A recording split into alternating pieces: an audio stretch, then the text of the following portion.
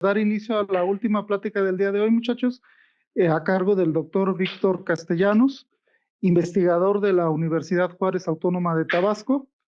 El doctor Víctor Castellanos ha tenido importantes cargos en la Universidad de Tabasco, ha sido jefe coordinador de la Unidad de Investigación y Posgrado, director de la División de Ciencias Básicas y Exactas de la Universidad de Tabasco,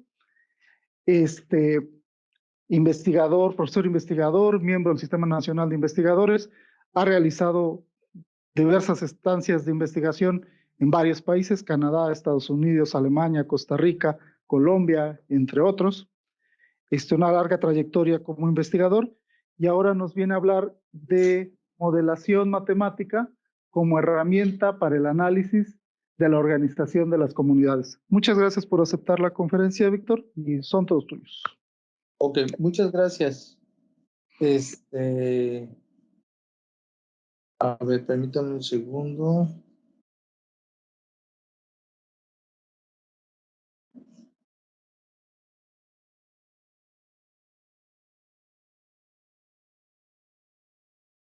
Ok, bueno, pues agradezco mucho a los organizadores de esta importante actividad de matemáticas en la sociedad.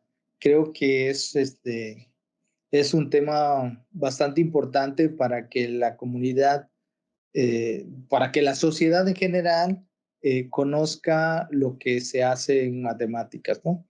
Y bueno, de hecho para muchos, para que pues, de alguna manera se enteren que existe matemáticas, ¿no? Porque luego a veces pues no saben, ¿no? Entonces, agradezco mucho la invitación. Creo que en alguna ocasión fui a Ciudad Juárez cuando hicimos un evento ahí de sistemas dinámicos o algo así, que creo que también era el mismo evento grande de la semana de ingeniería, algo así, no me acuerdo. Que esa vez fue presencial, obviamente. Y bueno, pues ahora me toca participar de manera virtual, ¿no? Y lo cual hago con mucho gusto. Bueno, entonces, lo que yo les voy a platicar es lo que, digamos, últimamente he estado realizando, que tiene que ver con el análisis o entender la dinámica de poblaciones. La idea aquí es que uno tiene poblaciones que están en un mismo ecosistema, en un mismo hábitat, y entonces estas poblaciones, pues de alguna manera se busca que coexistan, ¿no? Porque, pues obviamente uno tiene que preservar el ecosistema. Entonces, para eso, pues hay todo un área que se ha dedicado a estudiar estas cosas en el área de biología y está el área de ecología matemática que ayuda de alguna forma a comprender la interacción entre las poblaciones usando modelos matemáticos. Entonces, yo realmente lo que hago es hacer el análisis de estos modelos matemáticos, tratar de entender cuál es el efecto, digamos, de una solución del sistema que uno analiza y bueno, digamos, a usar ahí la matemática, ¿no? Bueno, entonces voy a empezar platicándoles sobre esto. Entonces, miren, cuando tenemos un ecosistema, hay diversas especies y bueno, pueden haber, están las presas, los depredadores, luego hay depredadores más grandes que se comen tanto a una especie como a otra especie, etcétera, o que las depredan en general, ¿no? Entonces, y luego se pueden depredar unos con otros, y etcétera, y entonces se vuelve un relajo, ¿no? En el ecosistema. Entonces, pero una vez que uno tiene el ecosistema, pues uno identifica ciertas poblaciones que se comportan de una cierta manera. Por ejemplo, como pueden ver ustedes del lado izquierdo, tenemos lo que son las cadenas alimentarias. Estas cadenas alimentarias pues pueden ser de un nivel, de 2 niveles, 3 niveles, 4 niveles, etc. Por ejemplo, aquí tenemos aquí, digamos, el pasto o una planta. Luego tenemos aquí un grillo, luego tenemos un ratón y luego tenemos como un búho, ¿no? Y entonces, un águila, ¿qué cosa es? Como algo así, ¿no? Entonces, el grillo, pues, depreda a las plantas, pero el ratón se come al grillo y luego acá el águila o el búho se come al ratón. Entonces, aquí lo que tenemos es una cadena alimentaria de nivel 1, 2, 3, de nivel 4, ¿no? Donde el grillo se come la planta, el ratón al grillo y el búho al ratón.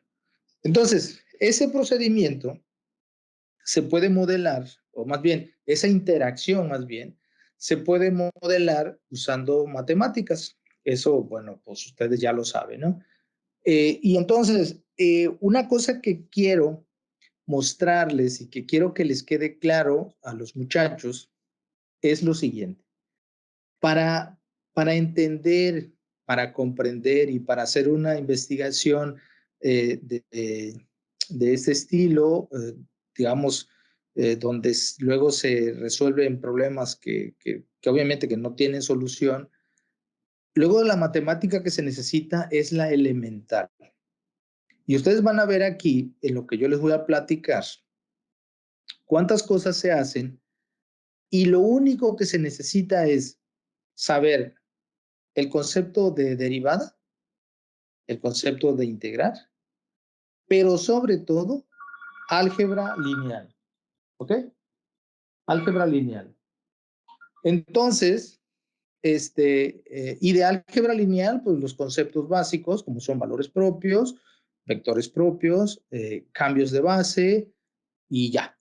¿Ok? Entonces, son conceptos de matemáticas muy elementales. ¿Ok? Por ejemplo, aquí, para escribir un modelo que, que describa la interacción entre estas especies que están en una cadena alimentaria, pues uno dice, a ver, ¿cómo crece este tamaño de plantas? Ah, bueno, pues el crecimiento de la planta es proporcional a su tamaño. Y entonces, allí lo que está involucrada es una derivada respecto al tiempo del tamaño de la población de plantas.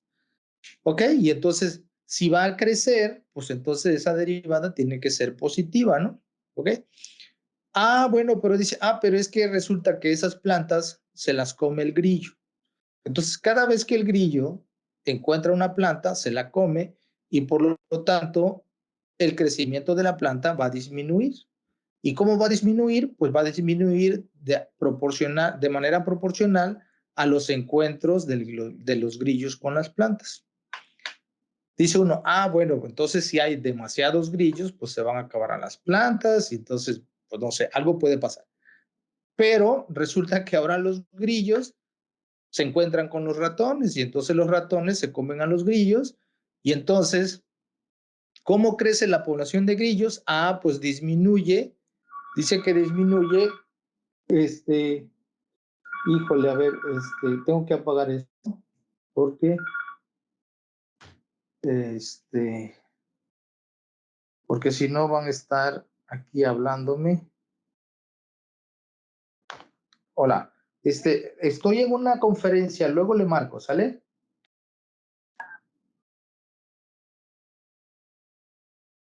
Perdón. Entonces, mire, entonces de esa manera van a crecer los grillos de acuerdo a los encuentros con los ratones, ¿no? Y eso obviamente también va a ayudar a las plantas porque como van a haber menos grillos, pues las plantas van a tener más chance de crecer y así sucesivamente, ¿no? Entonces, este modelo es un modelo sencillo que se puede escribir. Ahorita les voy a comentar cómo se escriben, cómo están estas ecuaciones. Y luego tenemos un ecosistema que es bastante más complejo, ¿ok? Es decir, ahora tenemos una red alimentaria, donde, por ejemplo, aquí del lado izquierdo, si pueden, del lado derecho, abajo, tenemos las plantas, y las plantas son alimento de los grillos, pero también son alimento de los conejos, Luego los grillos son alimentos de los ratones, pero también son alimentos del águila esta, y luego del búho, y luego el conejo es alimento de los zorros y de no sé qué, y luego el venado también se come a las plantas, pero el venado es alimento de no sé qué. Bueno, el caso es que hay aquí una interacción bastante grande de poblaciones, y entonces al final lo que uno quiere es eh, preservar el ecosistema, y entonces pues uno tiene que encontrar condiciones para que el ecosistema persista siempre, ¿no? Y que todas las especies persistan, es decir, que puedan convivir todos en el mismo ecosistema. Entonces, no es una tarea fácil, no es sencillo, porque pues, evidentemente hay demasiadas variables, pero que al final, poniendo ciertas premisas, uno puede restringir el problema y entonces hacer un modelo que se acerca un poco a la realidad, mas no es la realidad total. Entonces, eh, digo, hay todo un procedimiento para hacer este tipo de modelos, y luego también unas herramientas para validar el modelo. ¿Ok? Entonces, escribir un modelo para este tipo de cosas puede ser tan complejo como uno quiera, pero también lo puede hacer uno tan sencillo como uno pueda. ¿Ok? Ok, entonces, los modelos que para este tipo de cosas están estas que son los modelos de cadenas alimentarias y los modelos que son los de redes alimentarias. Cuando solamente tenemos 3 especies, entonces del lado izquierdo tendríamos una red alimentaria de nivel 3, y en el lado derecho tendríamos una una red alimentaria con 3 especies. En ese caso, podríamos tener, si solamente tenemos 3 especies, entonces tendríamos la presa, el depredador y el superdepredador. Es decir, el depredador se come a la presa, el superdepredador se come al depredador y también se puede comer a la presa. Entonces, cuando eso ocurre, el modelo se llama un modelo intragremial. ¿Ok? Un modelo intragremial. Y entonces estos modelos intragremiales de 3 especies ya presentan problemas bastante complicados en cuanto a la matemática para encontrar soluciones. ¿Ok? Bueno, entonces, están estos modelos. Estos son modelos, como les decía, se llaman intragremiales. Son para 3 especies y son para el caso cuando tenemos una presa que le llamamos X, un depredador que le llamamos Y, un superdepredador que le llamamos Z. Y entonces, ¿cómo se representa el crecimiento de la población de presas? Pues es la derivada de X con respecto al tiempo.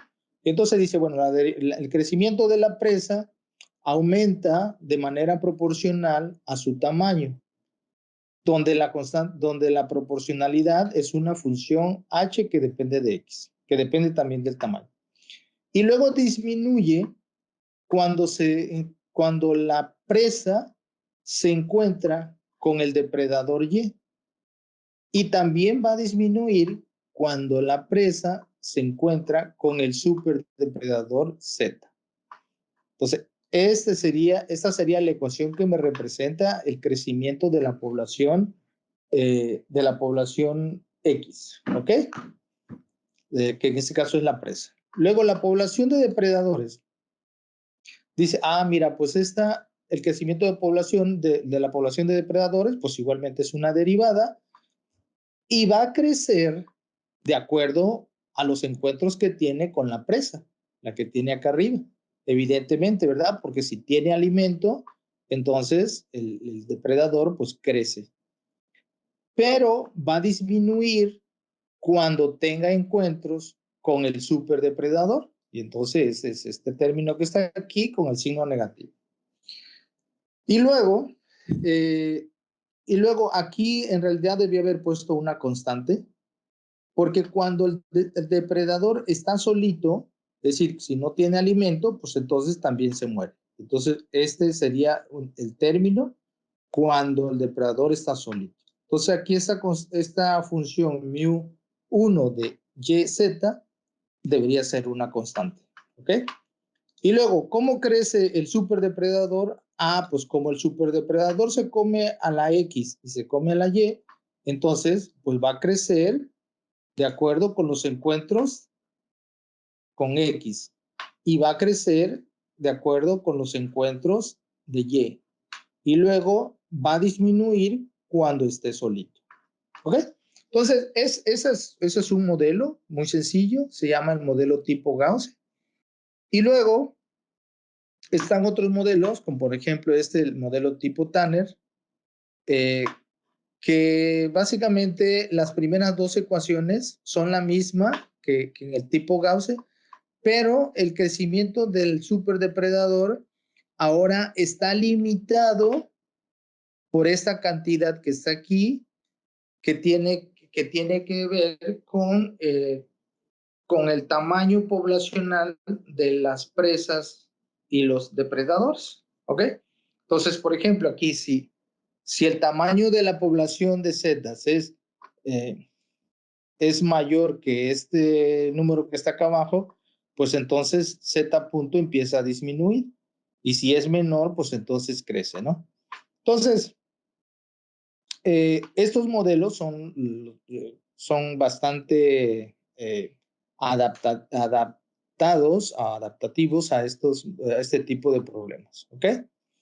Bueno, entonces, aquí en estos modelos, todos los parámetros son positivos. Entonces, como pudieron ver ustedes, para poder escribir estos modelos, lo único que se tuvo que tener conocimiento es la interpretación de la derivada de una función. ¿Y cuál interpretación le estamos dando? Pues que la derivada me refleja el crecimiento de algo respecto al tiempo. ¿Ok? Eso es todo. Ese es como todo lo necesario aquí. Y entonces ahora, pues uno lo que quiere es estudiar estos modelos. Entonces, tenemos sistemas de ecuaciones diferenciales ordinarias en 3 variables. Y como sabemos, estudiar estas ecuaciones matemáticamente ya no es sencillo. De hecho, ya prácticamente no las podemos resolver casi nunca, ¿no? Y entonces uno lo que usa es la teoría cualitativa de ecuaciones diferenciales ordinarias, sistemas dinámicos, y es para no para resolver las soluciones, para resolver las ecuaciones, sino para entender la solución. Ustedes saben que en ecuaciones diferenciales, sistemas dinámicos, a veces no es necesario conocer la ecuación, las soluciones explícitamente, con que uno les dé una descripción de las soluciones es suficiente. Sin embargo, lo ideal es encontrar la solución. ¿Vale? Bueno, entonces, aquí nosotros vamos a trabajar un poco con los modelos de tipo Gauss. Y si se dan cuenta aquí hay unas funciones que las he puesto de colores. Está aquí la h de x. Esta h de x va a representar lo que es el crecimiento y la tasa de crecimiento de la población de la presa. La función f1, que es la que multiplica a la variable y en la ecuación 1, se le llama respuesta funcional del depredador sobre la presa. ¿Ok?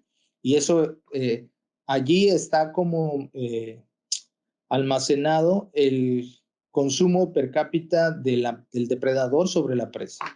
Y luego la F2, que la puse de verde, esta es la respuesta funcional del superdepredador sobre la presa. ¿Ok?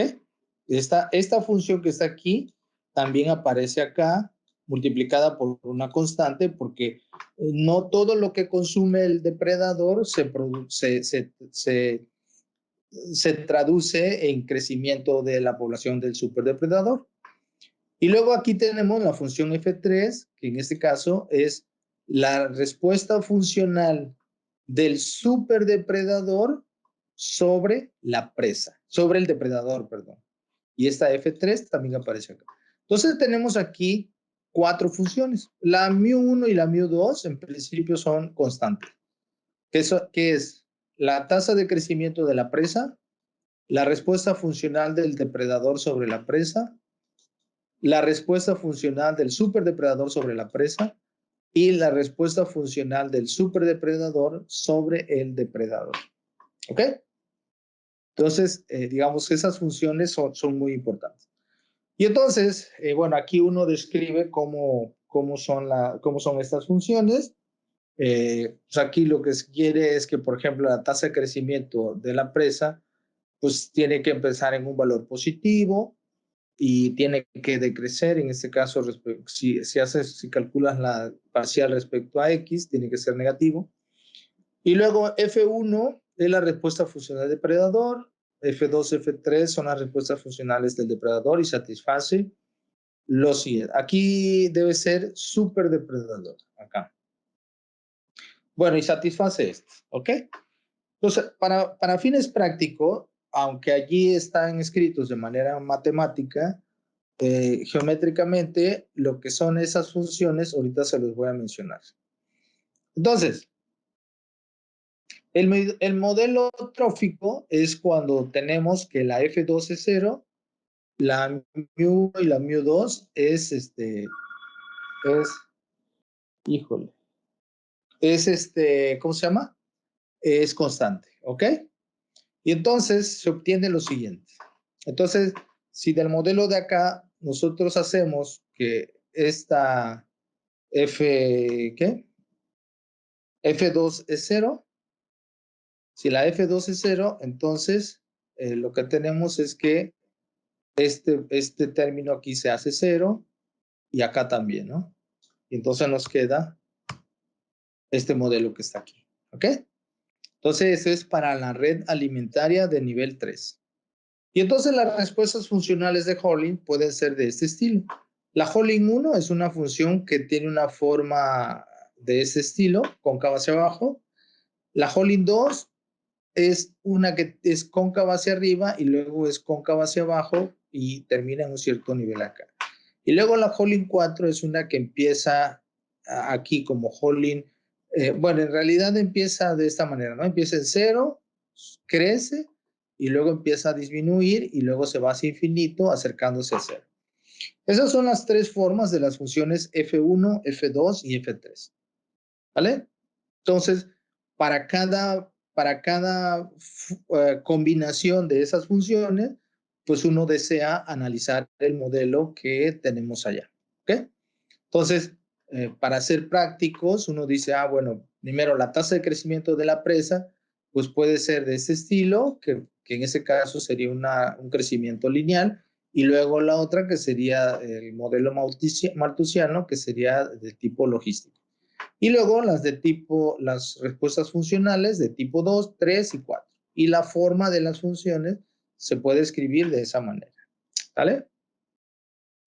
Bueno, y entonces con ese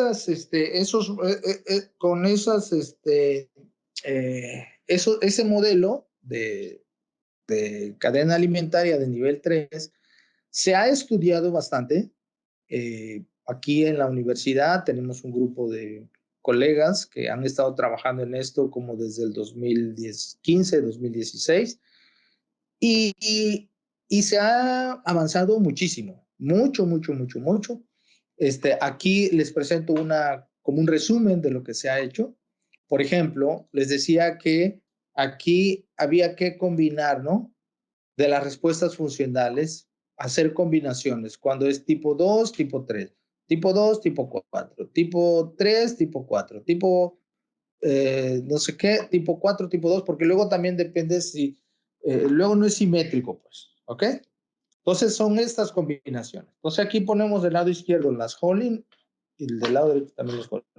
Entonces, este primer cuadrito que está aquí es cuando consideramos Holding 2 para ambas respuestas funcionales del depredador y superdepredador. sea, ambas son Holding 2. Y en ese caso, se ha demostrado que la existencia de 3 ciclos límites. A ver, ¿por qué en estos modelos conviene encontrar ciclos límite? Bueno, pues conviene encontrar ciclos límite porque si hay una solución que es un ciclo límite, entonces lo que quiere decir es que el tamaño de las poblaciones siempre va a estar oscilando entre un mínimo y un máximo, las 3 poblaciones, y jamás se van a extinguir. Es decir, a veces voy a tener poquitas presas y muchos depredadores y tal vez poquitos superdepredadores, pero luego se recuperan y luego ya tenemos poquitas presas, muchos depredadores, muchos superdepredadores, se recuperan las presas y ahí se va, ¿no? Entonces se da ahí una interacción interesante y ¿cómo se llama? Y entonces podemos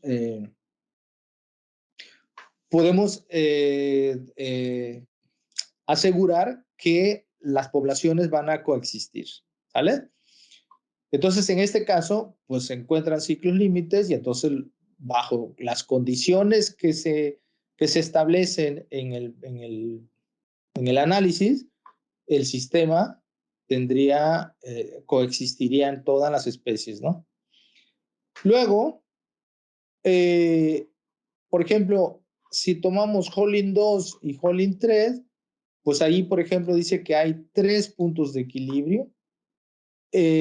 Los puntos de equilibrio de una ecuación diferencial, recordemos que son los puntos donde el sistema diferencial se queda fijo. Es decir, allí no hay cambio en la derivada. Es decir, no hay crecimiento ni para arriba ni para abajo, nada. O sea, si empiezas en esa condición inicial, ahí vas a permanecer todo el tiempo. Pues esa es una condición inicial. ¿Vale? Y entonces, en este caso se demuestra que hay 3 condiciones iniciales distintas y que hay bifurcación de Hopf, o lo que es a través de esa bifurcación de Hopf se demuestra que hay ciclos límite, ¿no? Y entonces así tenemos para cuando tenemos Holding 2, Holding 4. Entonces, como pueden ver, la tablita está prácticamente llena, ¿ok? Pero aquí, esta tablita se ha hecho, como les comentaba, a lo largo de varios años, ha podido completar, se ha estudiado muy bien, varios colegas han encontrado resultados en cada caso, etcétera. Y bueno, eso de alguna manera es una base muy importante para entender estos modelos, ¿no? Pero aquí hay una situación.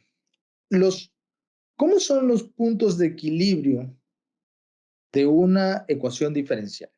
¿Cuántos puntos de equilibrio? Es decir, si tú tienes un punto de equilibrio de una ecuación diferencial, ¿de qué tipo es ese punto de equilibrio? ¿Qué pasó aquí? ¿Ok? ¿De qué tipo es ese punto de equilibrio? A ver, ¿cómo clasificamos a los puntos de equilibrio este, eh, en ecuación diferencial?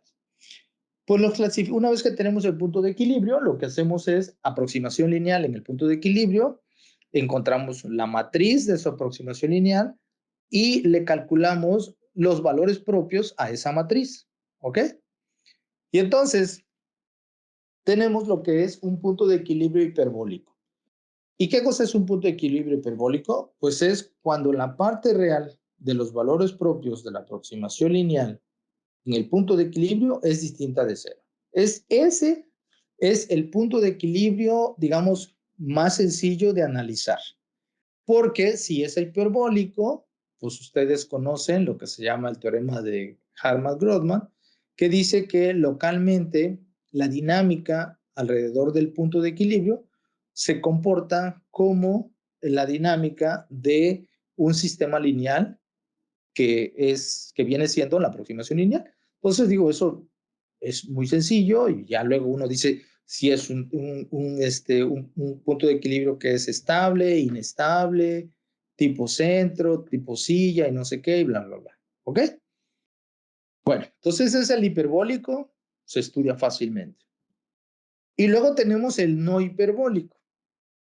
¿Qué es el no hiperbólico? Pues el no hiperbólico es cuando alguno de los valores propios de la aproximación lineal tiene parte real cero.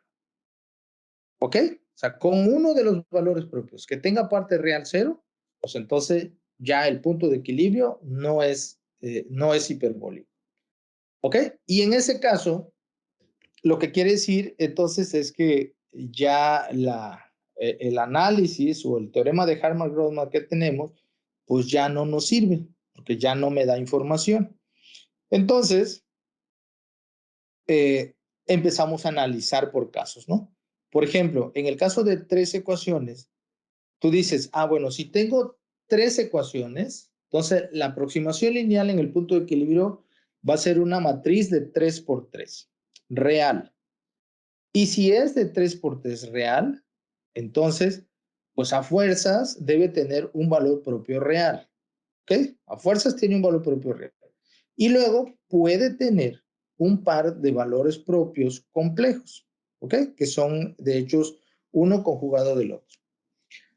Pero si el punto de equilibrio es no hiperbólico, entonces puede que tengamos que la parte real, que el valor propio real sea cero, lo cual diría que el sistema es degenerado, o que puede ser que el valor propio real sea distinto de cero, pero que la parte real de los valores propios imaginarios, complejos, tenga parte real cero. Entonces, ese es el escenario que está aquí, que es como cuando tenemos un centro. Acuérdense que cuando tenemos valores propios que son imaginarios puros, eso lo que me representa es un círculo, al final de cuentas. Y entonces el alfa lo único que hace es que el círculo como que lo levanta o lo baja, ¿no? ¿Sale? Y entonces, cuando tenemos este caso, cuando tenemos este caso, que tenemos un valor propio real no cero, y un par de valores propios imaginarios puros, lo que se dice es que uno puede obtener lo que es una bifurcación de Hopf, ¿ok? Y entonces, cuando uno tiene una bifurcación de Hopf, pues uno puede verificar si podemos encontrar una órbita periódica o un ciclo límite. De hecho, hay un teorema que justamente dice eso, ¿no? Que bajo ciertos escenarios o bajo ciertas condiciones, podemos tener bifurcación de Hopf, ¿ok? Y entonces tener en este caso ciclos límites. Y justamente este escenario es el que se ha analizado en la tabla que les acabo de mostrar. En la tabla que les acabo de mostrar, casi todo el análisis que se ha hecho es tomando como premisa que los valores propios son de esta forma. ¿Okay?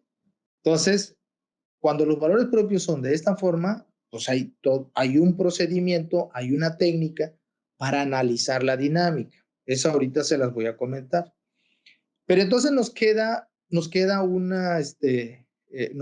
caso que es precisamente cuando cuando el valor propio real es cero. Y entonces, cuando el valor propio real es cero, en ese caso se dice que el punto de equilibrio es cero Hopf. Entonces, ¿cuándo un punto de equilibrio es cero Hopf? Pues cuando cuando el valor propio real es cero y el par de valores propios complejos tienen parte real cero y parte imaginaria no cero. Es decir, no se vale que los complejos sean cero también, porque entonces ya tendríamos puros valores propios cero, ¿no? Entonces, es alfa igual a cero y un par de valores propios imaginarios puros. Entonces, ese es el caso cero Hopf. Y entonces, analizar el modelo considerando cero Hopf es una tarea que no se ha realizado totalmente. Y entonces, como pueden ver aquí,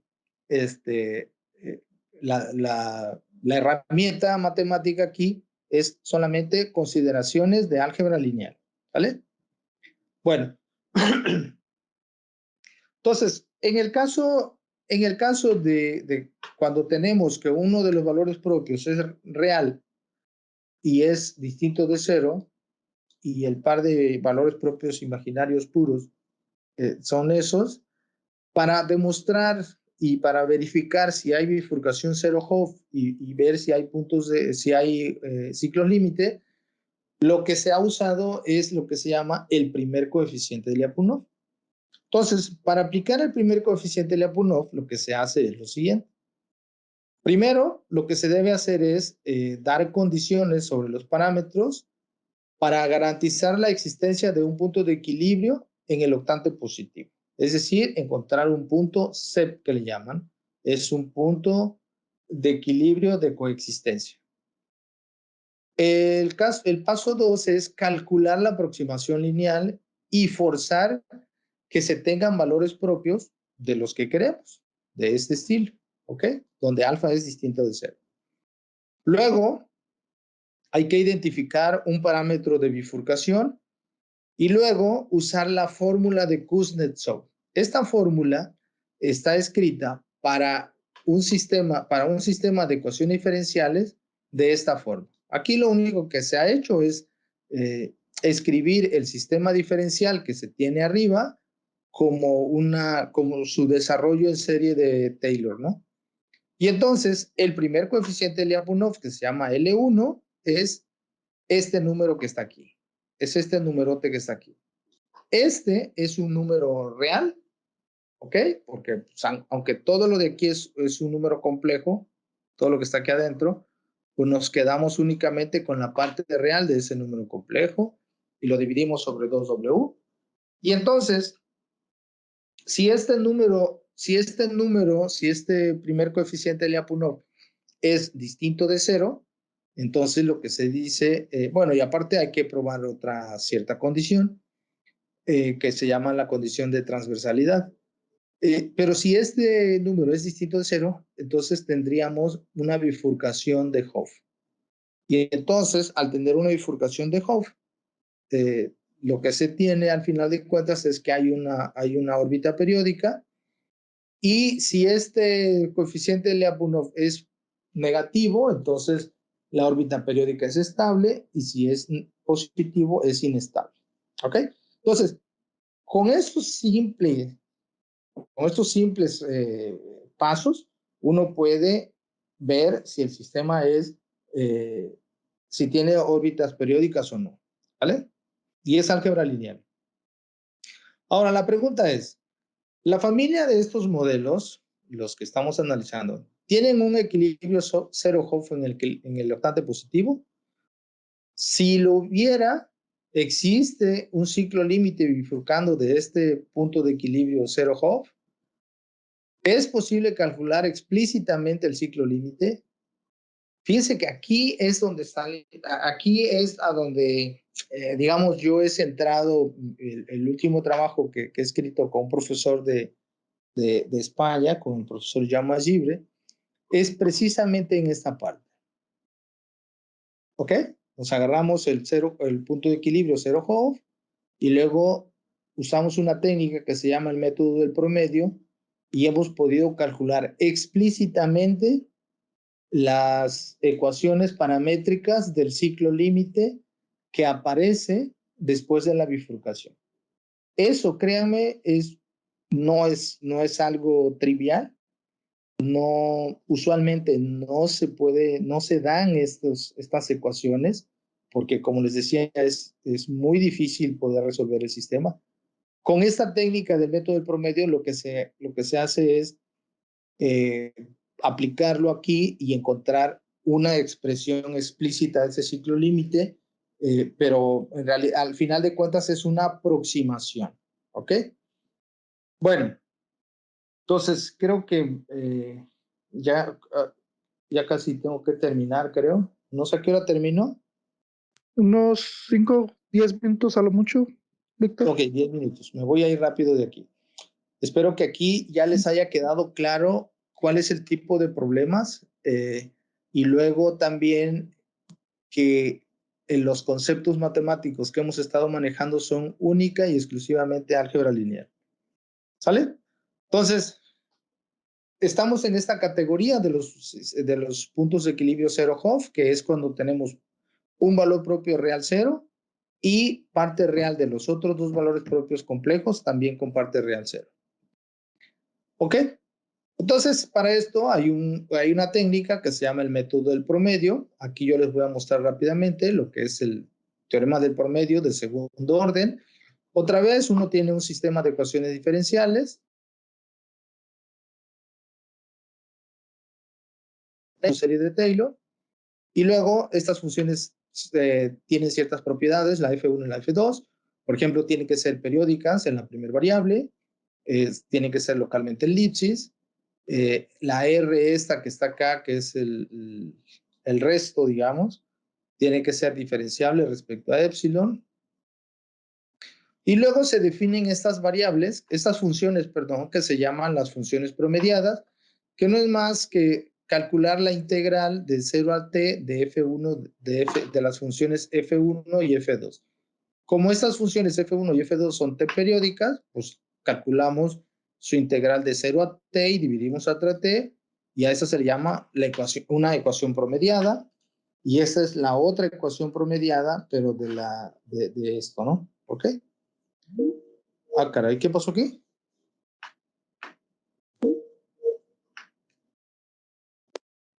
¿Te seguimos oyendo, Víctor? Ya no. Sí, Híjole, creo que, sí, te escuchamos y te a ver, vemos. y me ven, pero la presentación no, ¿verdad? Sí, sí se sigue ¿La viendo. presentación se ve? Sí. ¿Sí se ve? Si gustas cambiar la hoja para checarlo. A ver. Bueno, es que yo ya perdí aquí la presentación. Sí. ¿Qué se hizo? ¿Están viendo mi pantalla? Estamos viendo tu presentación y a ti. Ah, caray, ¿y acá dónde la tengo entonces? Uy, a ver.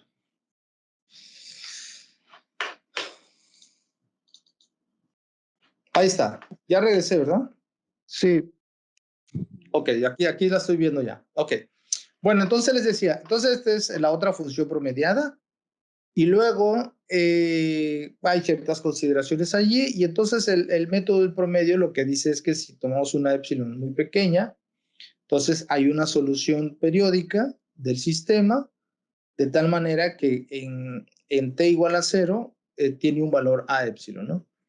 Y luego aquí viene una parte importante.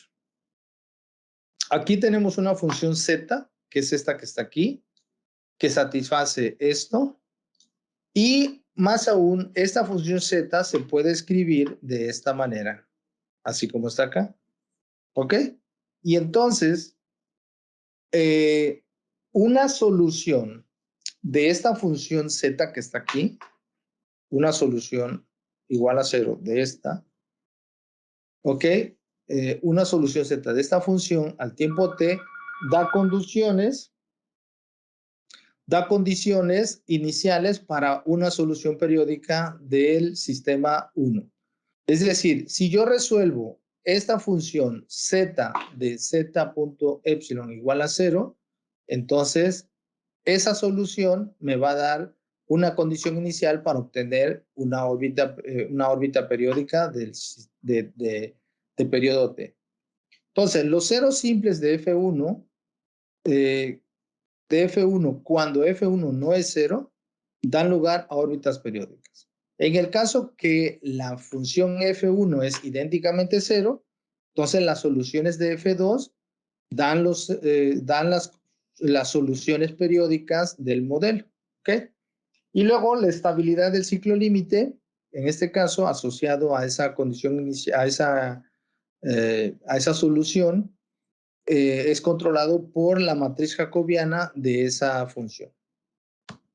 ¿Ok? Y entonces, finalmente, el ciclo límite asociado a esa raíz de la ecuación F2 igual a 0, cuando F1 es 0, es esta función que está aquí. Aquí está la función. Entonces, esta función que está aquí lo que me está diciendo es que la ecuación del ciclo límite se escribe de esa manera.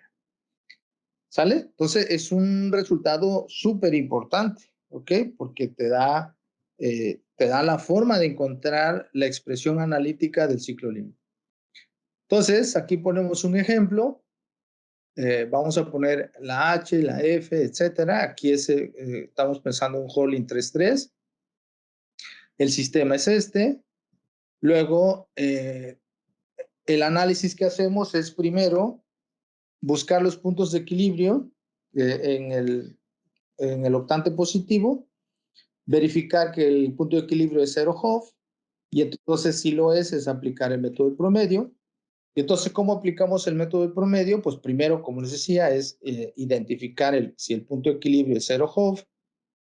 En este caso, si se dan estas condiciones, el punto de equilibrio es 0 Hopf. Y entonces, lo que tenemos es que tenemos un valor propio real y un par de valores propios imaginarios puros. Y entonces, aquí lo que concluimos es que tenemos que el modelo, el sistema diferencial, este que está aquí, tiene un ciclo límite. Tiene un ciclo límite que bifurca del punto 0 Hopf P0, y de hecho se escribe de esta manera. Obviamente aquí las expresiones de las coordenadas, digamos, de la curva esta gamma de t que representa el ciclo límite, pues son expresiones bastante grandes y obviamente no se ponen aquí, pero la puedes calcular. Entonces aquí les doy un ejemplo de cómo hacerlo. Entonces, lo que se hace es primero trasladar el punto de equilibrio al origen, luego escribir la aproximación lineal en su forma normal de Jordan. Obviamente, transferir un punto de equilibrio al origen, pues es una transformación lineal. Luego, calcular la aproximación lineal en su forma normal de Jordan, pues es cambiar de base, ¿no? Ese es álgebra lineal. Luego, reescalar el sistema diferencial, pues es únicamente multiplicar por una constante al sistema diferencial y volverlo a escribir y ya. Y luego escribir el sistema diferencial obtenido en el paso anterior en coordenadas cilíndricas. Es decir, aquí obtenemos un sistema diferencial y ahora lo escribimos en coordenadas cilíndricas. ¿Ok? Y entonces, después que tenemos ese modelo, ese sistema de ecuaciones en coordenadas cilíndricas, escribimos el sistema diferencial en la forma normal del método del promedio, que es la forma normal que pusimos arriba en el teorema del promedio. Y entonces, una vez que tenemos el sistema diferencial en el método del promedio, pues ya le aplicamos el teorema del método del promedio de orden 2. Y ya. En este ejemplo, ponemos estos valores de los parámetros. Ponemos aquí que el x0 vale el omega y un epsilon pequeño. Calculamos las funciones promediadas a la F2,1, la F2,2. ¿Ok? Encontramos la solución del sistema F1,1, F2,2 igual a 0, nos da esto. Calculamos el determinante jacobiano de estas funciones, que nos da esto. Y luego,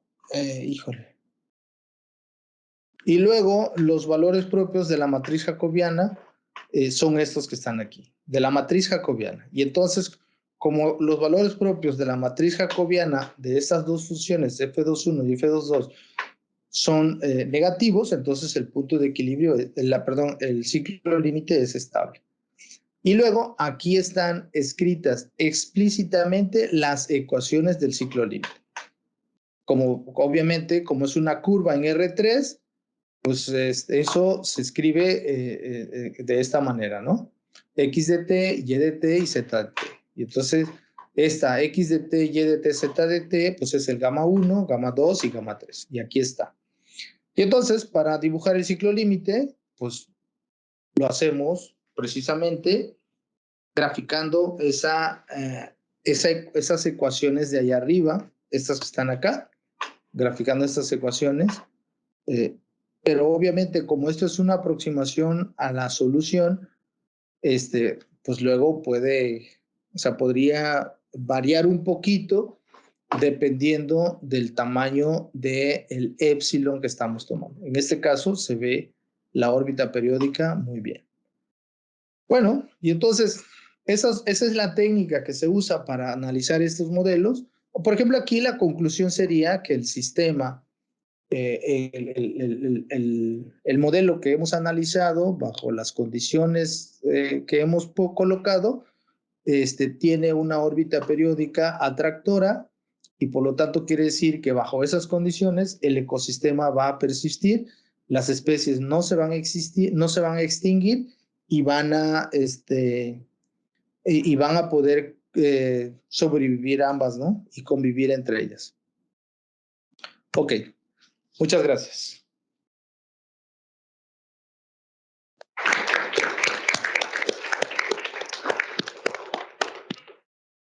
¿Alguna pregunta, comentario al expositor?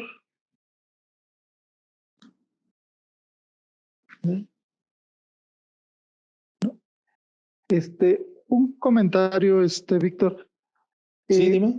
Este modelo lo han aterrizado, ¿tú sabes si lo han aterrizado a alguna población de especies en la región o en algún otro lugar para, digamos, saber que realmente así funciona? No, pues Mira, digamos, tener datos de las especies y que hay especies en peligro. Real. Sí. Mira, en ecología sí hay varios biólogos que han trabajado estos modelos. Ellos van al campo y toman datos directamente y luego los comparan con estos tipos de modelos y sí han encontrado especies que se adaptan a estos sistemas y que les ha ayudado a ellos para entender cómo se comportan al final del día, ¿no? No recuerdo exactamente qué especies, pero creo que han estado trabajando, recolectando datos que si en la sierra en Guerrero o en Chiapas y así, ¿no? Por ejemplo, la forma de las funciones que les presenté, estas de tipo Holding, esas formas de las funciones se obtuvieron precisamente tomando datos reales. Holding era un ecólogo y se fue al campo a tomar datos, directamente allí, datos, y encontró que el comportamiento podrían ser de estas tres formas. ¿Sí? Pero esa forma de las funciones provienen de datos reales. Qué interesante. Y sobre todo el ver que con matemáticas pues básicas pues se puede dar respuesta a preguntas interesantes, ¿no? Así es, les digo, y aquí es álgebra lineal, porque es pura álgebra lineal y derivadas, ¿no? Y cálculo, y ya. ¿Vale? Agradecemos nuevamente al expositor.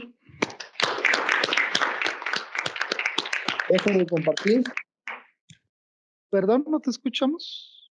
No, que ya iba a dejar de compartir. Sí, pues muchas gracias, Víctor, por aceptar la invitación. Gracias por permanecer en las sesiones y continuamos mañana a las 10 de la mañana en el tercer y último día del ciclo de conferencias. Gracias. Gracias, hasta luego. Hasta luego. Adiós.